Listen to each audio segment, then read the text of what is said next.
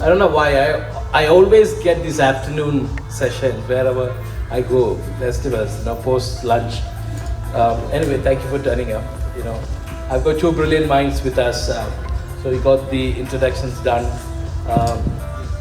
We're going to talk about mental health and resilience. So these are the two words that is making some news, but still I believe is the elephant in the room. So you can see me how big I am. And I was a cricket player. I wanted to be a serious cricket player, but 20 years ago my wife suffered a paralytical stroke. So postpartum, then I got into this kind of a funny eating habit disorder to survive. So I became like this. So this mental health issue. I was telling Aruna, because I thought there's a stigma, therapy. Wow, not me. So I would ask Aruna to give us an intro. How big is the problem? We're talking about tomorrow is at the end of the day, but how dull is today? Thank you, Sabin. So I think I can start by quoting Tharoor, who said that people live their lives in quiet desperation, that many of us live our lives with constraints, with all kinds of pressures that we don't know, that we can't imagine sometimes a different world. And so we resign ourselves to what is happening to us, and that there's a kind of quiet despondence that is taken in the stride. So the more one of the questions is, if therapy became more accessible and more acceptable in the world, what would change? So one thing that would definitely change is people would not wait for crisis before they seek help. But also, if they are speaking more about issues that bother them, I think it's not just they who will receive better help. I think the world will become a better place, because we are addressing systemic issues. Mental health is a systemic issue, not an individual issue. So the more people speak about it, the more safety there is to consider external factors. It's to stop blaming themselves and becoming the broken ones, but to say, what about the context created this challenge for me? Yeah, and so it becomes really a collective issue. So there is a large challenge, but I would say there's also hope, because there's so much happening in that space. No, thank you, and I'll come back to you for some interesting anecdote from our therapy sessions. But let me go to Ragini, a brilliant academic and writer. And can you tell us about this book of yours, like The End Doesn't Happen All at Once, which you co-wrote post-pandemic. So can you throw some light on it? Yeah, no, thank you, Sabin. And it's really a pleasure to be here. And I don't have a background in mental health or therapy or any of this, but when you're invited to speak about something, it's an invitation to think about your own work in a new light. So I'll just say very briefly a little bit about the book that brings me into this conversation, which was a collaborative pandemic memoir that I wrote with a colleague of mine from graduate school. My own background is in literary studies. And essentially, this was a close friend of mine who, reached out, their kind of proverbial hand in March 2020, a moment that we all in this room lived through, and probably many of you remember. Some have maybe tried to forget, but a moment then in which, nothing was normal, and so everything was possible, and close people felt far away, and far away people felt nearby. And for those of us who had the privilege of not being of having a home and a safe space, and who were not on the front lines, maybe some of you were on the medical front lines or other front lines. I was working from home with small kids in the US. We had a certain kind of privilege that was also a really tremendous invitation to think very seriously with and reckon with our lives. What had we been doing? Who were we? What were we going to do and be? And so this friend of mine, my co-writer, who couldn't be here today, whose name is Key wrote to me and said, "Will you write letters with me for the duration of the pandemic?" And then what this book is it's 4 years of letters that we exchanged. And then they were letters that are very personal, very intimate, They're about the pandemic, right? The pandemic is the backdrop, but they're also very much about two people of roughly the same age with young children, trying to be writers, trying to be teachers, trying to think about, again, the kind of responsibilities we had to ourselves and others in this kind of new moment that we were all grappling to understand, and about the relationship between, the individual life and the world historical crisis, right? Or the personal and the political, to go to the old kind of feminist slogan. So, where I think there's a kind of connection is, and we were just chatting about this before we all met here, this is a book of, I said letters, but you could also think of it therefore as a dialogue, right? It's a book about, it's a piece of co-writing, but it's also an exchange. And so much of what I understand sort of, again, as a layperson to the sort of more therapeutic profession, is that therapy is also, I think, dialogical. And so there's something in this book that's very much about the effort to understand the self and the other, and to understand one's own story in relation to that of another, even when you might feel judged or be not fully sure what you want to say, who you want to be, how you want to live. Thanks, and in that context, let me turn to Aruna. See, you do transactional analysis. I read somewhere you said that human behavior cannot be understood unless we put it in a context or in a relationship. Yes. Can you tell us how we are? How do you look at human behavior, and what is transactional analysis? How you do that? Okay, so transactional analysis is a mode of an approach to psychotherapy. So maybe I should also talk about my book. I'm going to just follow your footsteps. I write novels, so my books are not here, so you can find them at the bookstore. Yeah, so this is the book that's also co-authored, so that's similar to the two of us. The two therapists, we've written 50 stories of what happened in the therapy room, because it's often quite mysterious what goes on in the therapy room, and people assume the layperson definition of therapy is you go into a room and you have a safe space to express yourself and be held. So it looks like a terribly simple process. Like the person is just holding you non-judgmentally and you are making sense of it. But the person who is holding you non-judgmentally has worked for years on themselves, on understanding the origin of psychological issues, and knows when to step in. The few words that they say are meant to hit the nail on the head and shift something for you internally, or make you consider something, that open up something for you, perhaps challenge you. So this book has vignettes of that, 50 stories, so that you can be a fly on the wall and get a sense of what really happens and experience it as a creative process. So that was a little detour from your question about why. So in psychotherapy we say a child does not even know of its existence till the mother smiles at it. So it then recognizes that it is separate from the mother. Our okayness completely depends upon how we are welcomed into the world. Yeah, so we are very, very, we're born so weak and dependent. And then the first few years are so important, our experiences. We make meaning with the intelligence of a child, a very intuitive, intelligent child, but the child is making meaning about what keeps it safe, what its place is is the child lovable? Yeah, does the child deserve good things? So all of this is happening in relationship, in context. And the world is defining what is normal, what is not normal. That also introduces ideas about my own normalcy. So it is very much in context. Yeah.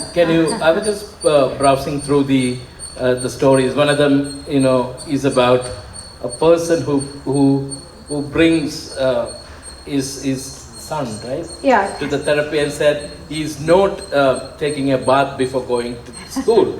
That's a problem. So I read it, and I'm asking Aruna to just tell us about why. That story. We want to see what we are carrying. So.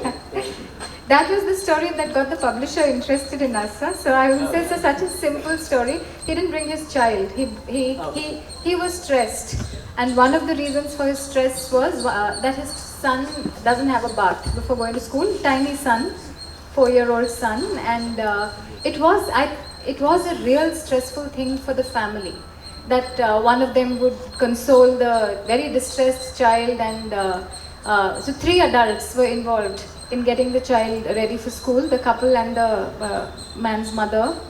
So I was like, you would ask that question, right? It's a very commonsensical question. Why does the child need to have a bath in the morning? Sometimes simple things like that are not attended to. That's what we call what we inherit. There are so many things we have learned, not in school, we're not even aware we've learned it by just watching how the world works, watching our parent figures. And we have to see what of that is outdated. And we are not just talking about the shoulds or tos and musts, like this was a should, like baths must be had in the morning. So I began to play with him and I said, how come you learned that? Oh, we always did it. My mother would always say, first thing in the morning, have a clear head. And then how did she learn it? Perhaps from her. Then we said, where might it have started? Yeah, so it might have started because there were no bathrooms at home. You go to the river, you do it before it gets hot. So the whole rigidity around that began to loosen. But he said, I still can't do it. I see where you're coming from, but I still can't do it. Why can't you do it? Because my mother will be upset. Can you see the person's history in that single sentence? It's important to be a good child. It's important to not upset elders. You must take the responsibility for another person's emotions. So you see, what's a presenting issue often has layers that are not very evident, and how much we have taken in unconsciously that needs to be brought into awareness. From therapy room to the writer's room. Yes. And Ragini, you're a brilliant scholar and a writer. How do you look at stories? How therapeutic are stories that we tell? And I believe in the therapeutic power of stories. That's why we need stories. So how do you look at it? It's a very important question, and I think for just to go back to sort of just to share a little bit of what's in this book, right? So it's a dialogue in which we're sharing oftentimes stories. It's also an ideas book, so it's not a novel, but there is a plot, right? And one of the things that's probably a little unusual about this book is it unfolds in real time, and it with letters written weekly from March 2020 to May 2024. And it unfolds in real time and was revised retrospectively, but revised with a kind of integrity principle. So nothing could be changed that you thought at the time, or you knew at the time, or you didn't know at the time. And nothing could be laundered to make yourself look good after the fact. We all did a lot of kind of dumb stuff. Maybe not you, but I did. And I was judgmental and made some choices in early pandemic when we were trying to understand what we knew. The reason I say all of this, to come back to your question, Sabin, so when we started revising these letters in real time, thinking about what it would be like to ask a reader to go on a journey with us for 3-4 years, we started thinking about life stories, right? And what it means to tell your story. And also, as I think I was saying earlier, to tell your story to an addressee who you of course hope is receiving your story with something like care, something like love, something like regard, maybe also judgment, but with a kind of openness, right, to your story, and to the relationship between your story and theirs. And so I guess I would say, so the therapeutic quality of that maybe, of course, there's a personal effort to think of one's life in narrative terms, right? Like when we were writing this book of letters, we did, once we started thinking about a book, we started thinking about our lives as having plots and having characters, and ourselves as characters. And when you do that kind of distancing work, it gives you a new vantage on your life and who you are to other people.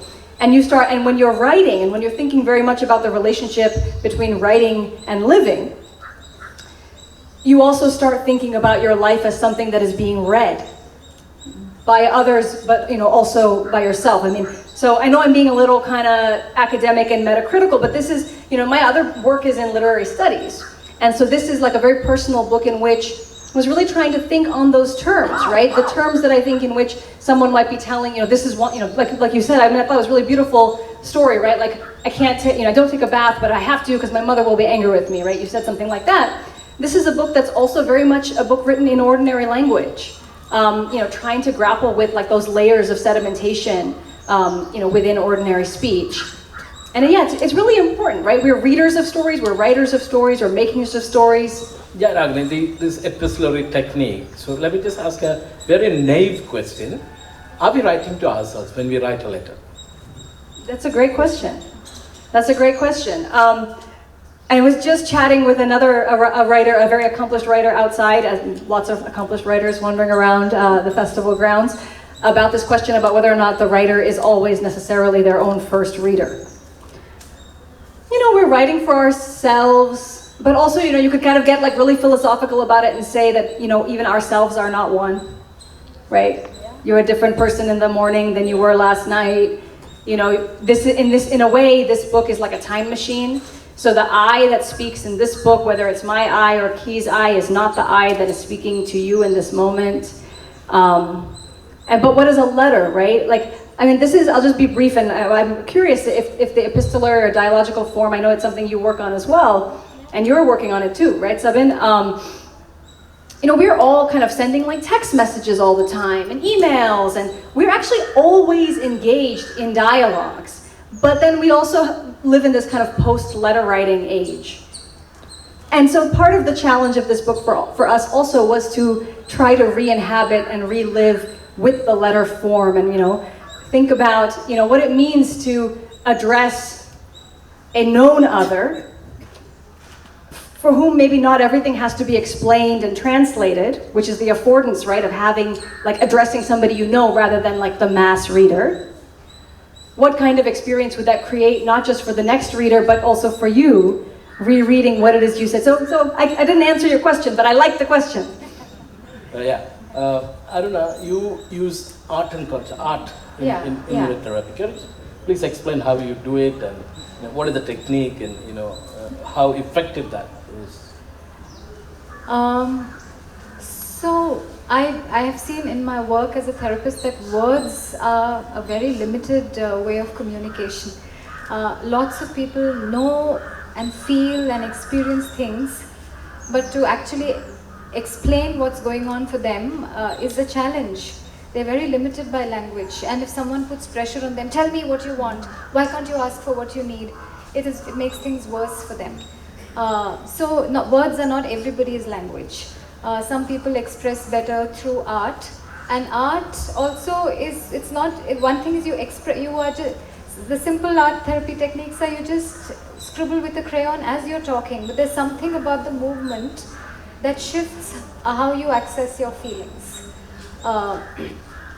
When you sit and do make this abstract art, or just as you're speaking, see what comes out, reflects on paper, or if you use your body, you move, you engage things that have been pushed away, and it just makes you drop your defenses. So it has to be your language. Some people respond to that very well. Some people respond to talk therapy better. But all of these are alternate ways of approaching. Like for me, what you did with your friend, a colleague, is to let us write to each other. For me, it's such a beautiful therapeutic approach. Yeah, therapy needs to come out of the therapy. I think all of us here should take a piece of paper and a pen and sit down and start writing, you know, to ourselves, like, you know, write a letter to ourselves and see what comes out. You know. Yes, and we say exercise every day is for physical health, reflection and journaling. Journaling is writing to self. It's for mental health. That's an everyday practice.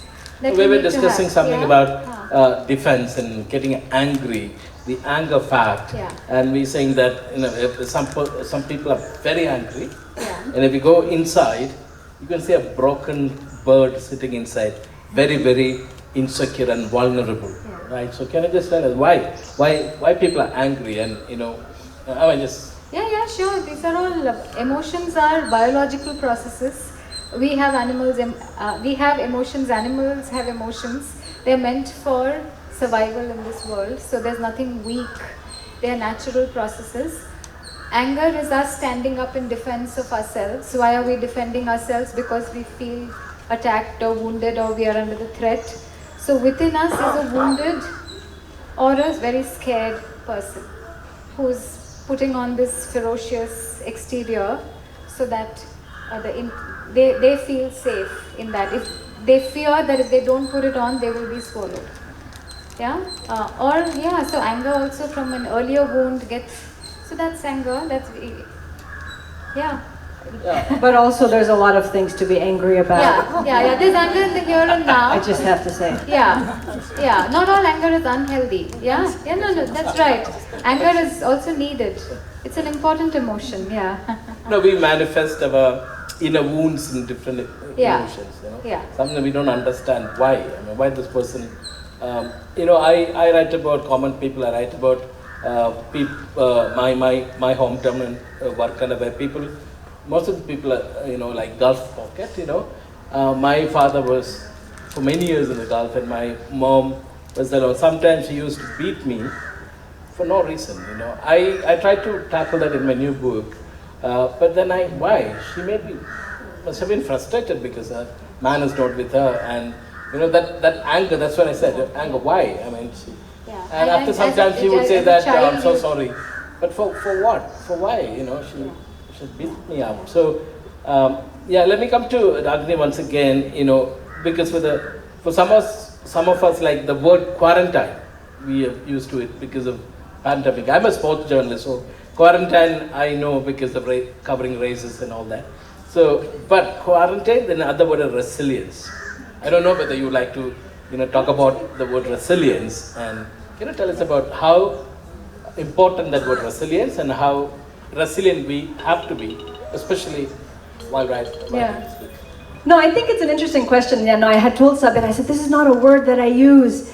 But my co-writer, who couldn't be here, I have heard them say about the book, that what they got from the book was that it was a practice of survival. So they might very well actually, that I think, it would resonate with them slightly differently. In a way, right, again, I did already acknowledge a little earlier that, we were vaccinated parents staying at home ultimately with kids and not on the front lines. But it was really important to us to take seriously, again, the sort of opportunity to rise to the occasion of understanding something that we felt the pandemic was giving the whole world to understand anew, which is something you've been talking about, right? Which is relationality and interdependence and who we are to each other locally, domestically, globally, right? The pandemic, and not to romanticize it because there was a lot of horror and we're still living in the afterlives of COVID, which is not over and people are still dying of COVID. And at least, I'm visiting from the United States and we're doing all kinds of backsliding on things that are very much related to the experience of COVID. And failures to reckon with the experience of COVID is how we've gotten into the political and social situation we're in the United States right now. But to go back to resilience, even though we were maybe not, what we called essential workers, we did have to survive the pandemic. We did have to figure out also what it would mean to maybe take a friendship seriously and build a friendship through which, I've described it as, co-writing with Ki and trying to, live one's life, trying to get a new job, trying to raise one's kids, trying to be a good partner, trying to be a good kid, trying to grapple with a history of maybe mistakes or regrets or all the stuff that we all have, right? Everybody has it on different scales, regrets, desires, fears, hopes, I really want to write a book, right? Whatever it is, maybe if my dream is not your dream or whatever, we have them.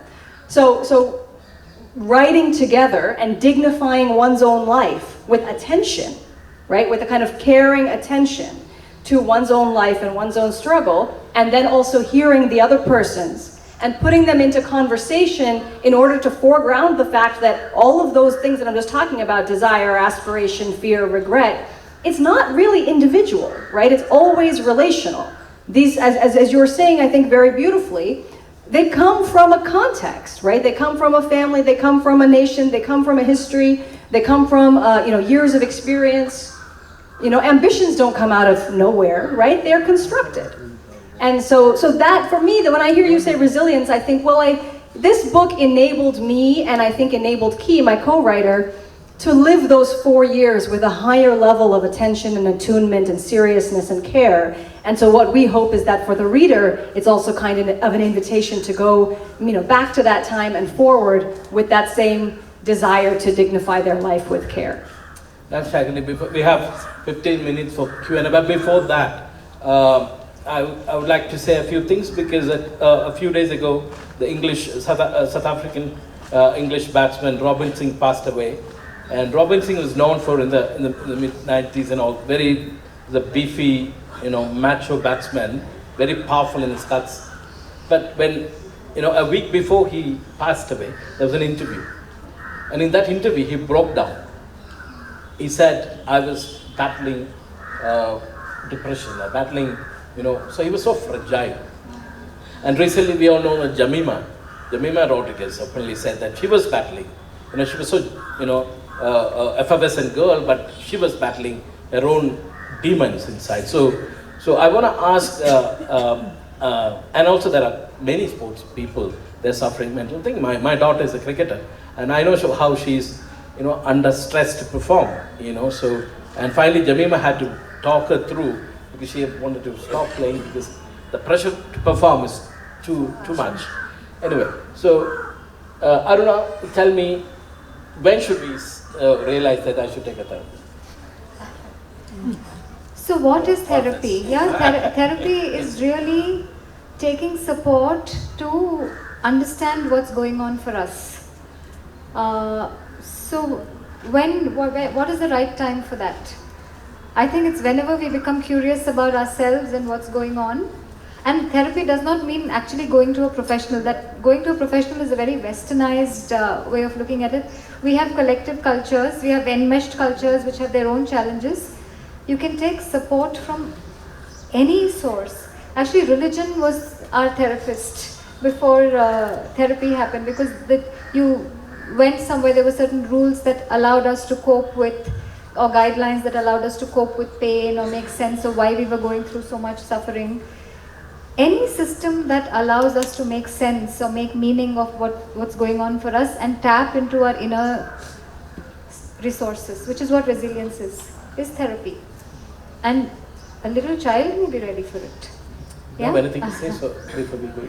No, I really love that. If I'm gonna do the underlining and repeat what you said, just to hear it out again, which is the motivation is curiosity about oneself. Yes. I think that's a motivation for a lot of literary writers as well. Yeah. It may not be curiosity just about oneself, but also, to just add to what you said, one's relation to others, one's relation to the world, curiosity about one's yearnings, one's emotions. Exactly. Yeah. No, and I think I used the language of attention earlier, Yeah. but it's also about dignifying one's life or one's relationships with curiosity about how did we get here, how could we do better, who do we want to be. I think that's a really beautiful line. Thanks. We have 13 minutes. If you have any Q&A, questions. You, Aruna, conscious, unconscious, and subconscious. Yeah. Is there a subconscious state of mind? One.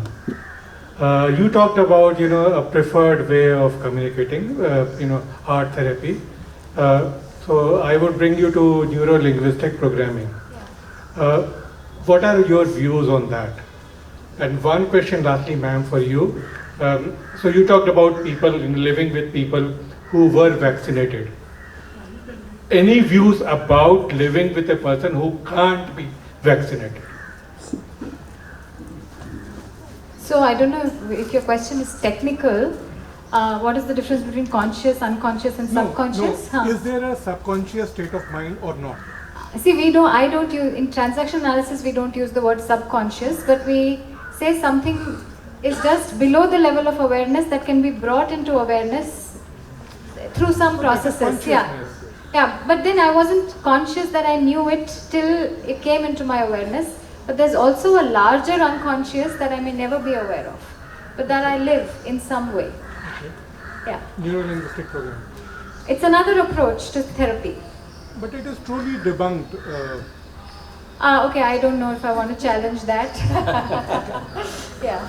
I was also going to punt on the question. I mean, I used the word vaccinated just as a kind of signifier of an acknowledgement of a certain position of privilege, not so much to make any kind of enter into debates around vaccination as such, but and I don't know if it's about like being immunocompromised or certain reasons why one can't have certain kinds of like some people cannot be vaccinated for various reasons. And these are the kinds of things that I would hope coming out of or enduring the pandemic still, we should all be attuned to these differences, right? Which is different levels and conditions of vulnerability. So that's what I would say. Thank you. Resilience. Yeah. Yeah. Hi Aruna. Hi, I have read your book. It's a wonderful book. Thank you. My question to you is, in our society we still see mental health as a stigma, even among educated people. So how do we normalize? There are so many people here. If you consider them as a representative, what is your message to normalize in our society? See, you said no. We all have challenges. We are imperfect. We have grown up in an imperfect world with imperfect people who passed on who've done the best, but they've also harmed us in some way and given us. So to recognize that this is a universal experience. Some people are, and that to attend to that experience and say, what allows me to show up as me? How much have I adapted? Is this adaptation helping me or hurting me? That's what therapy is. Therapy is not that you're weak and you can't solve your own problem. And I think a lot of it is changing and changing so rapidly. So I'm glad for that. I might say that the newer generation is so proud of their awareness. So that's good. So it's changing, Chandra. Thank you. Can I have a mic? I can speak without a mic. Yeah. Since you mentioned, oh, okay, great. Thank you. So you mentioned a very interesting evocative statement that religion was our therapist, right, in a way. Now with the advent of more therapy coming in, would it kind of correlate with a kind of a denudation in religion in any sense? That the religion has lost its kind of power mojo and therefore therapy is coming to the fore? I wouldn't say therefore. It's another way of making meaning. It's another way of answering life's difficult questions. And yes, because power corrupts, right? So religion became equated with power and it got corrupted. So people lost faith and they're looking for alternates. Yeah. So so therapists can replace gurus. It is possible. Yeah. And therapists could become exploitative also if they are not ethical. So it's, yeah. Hello Aruna, this is a question for you. This is the personal question. I wanted to know throughout your years of experience, how your initial years as a therapist was, how people viewed therapy then, and how you yourself viewed therapy. And I also wanted to know what drew you to TA. So I was drawn to my trainer more than the modality. So so that's the relational aspect of it. We put our faith in people more than modalities. So then I got drawn to it. I was in it for a long time for myself. And when I started, there was not easy at all. I mean, the ease with which people understand it, the number of I think there are at least 10 therapy aggregators in Bangalore that I can name today who have about 40-50 therapists on their roster. So it's grown so much that we have these huge organizations that are flourishing. It wasn't like that. Therapists would struggle for clients. If you get one client, yay, I got 4. And even finding places, everything was such a huge challenge. Online has become acceptable. Thank you. So many hands. Yeah. We got 7 minutes. Yeah. Maybe a question for Ragini or Sabin. Sabin is also an accomplished writer. You should have brought a lot more of yourself. I'm sorry, it's a late afterthought. My books are at the bookstore. Please go and buy this book. Help this poor writer, then it's okay. Yeah. Hi, I think it goes to show how curious everyone is about mental health and wants to talk about mental health. However, my question is actually to all of you. A lot of you, in this conversation, we spoke a lot about relationality and how people relating to each other affects our practice in some sense, maybe as an author to both of you or as a practitioner. So my question is about social structures. Like in the introduction, Ragini, you write about gender, technology, and caste. There are different structures that are prevalent in the society. So how do these structures inform your practice? And while writing, are there certain consciousness you have about these things, or rather messages you want to put forward when you think about these structures in the society? Or like for you, it may be while working, are you conscious of the gender or the socio-economic background the person is coming from, etc.? So how does that inform?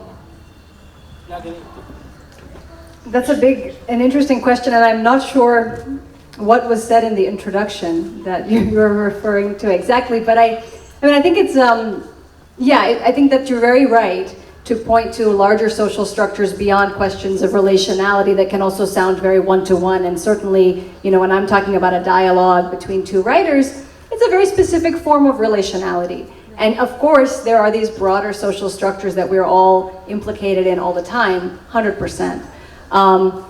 So I guess I would say, and since Sabin suggested we should be plugging our books also, with that comment, right? I mean, part of I think what I would think I'm trying to work through in this book, and of course there's probably many people in this room who work on questions around structure from historical perspective, sociological perspective, economic perspective. There's a lot of different ways we can talk about it. With these books on the table and in this conversation, I would say that there's a certain way in which even our individual relationships with people can model horizontality, can model mutual respect, can model an acceptance of and tolerance for and appreciation of difference, right? That is often missing in some of our broader social structures. So like part of what Ki, my co-writer, and I battle out in this book, which has some kind of intense moments, it's difference, right? And encountering, the limits of your own perspective.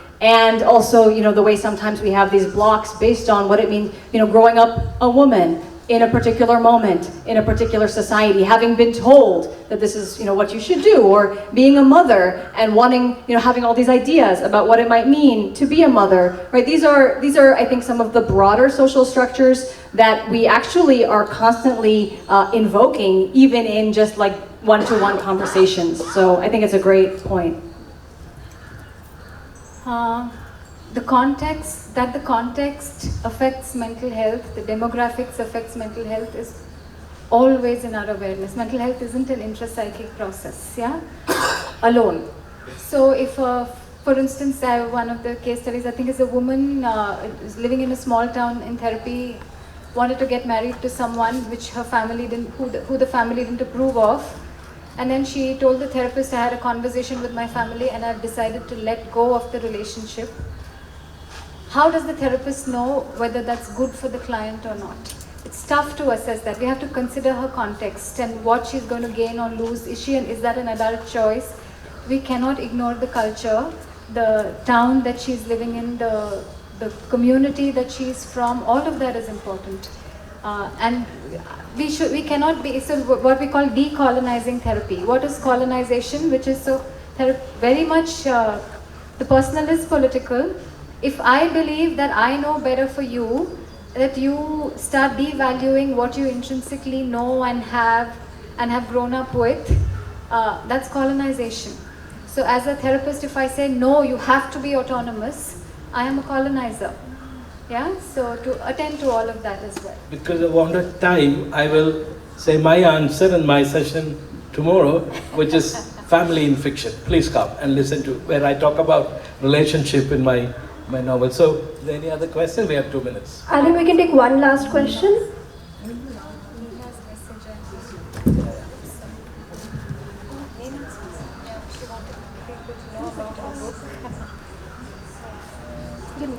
Please. Actually, our third panelist who couldn't be here because her flight was canceled. You may know some people's flights were canceled.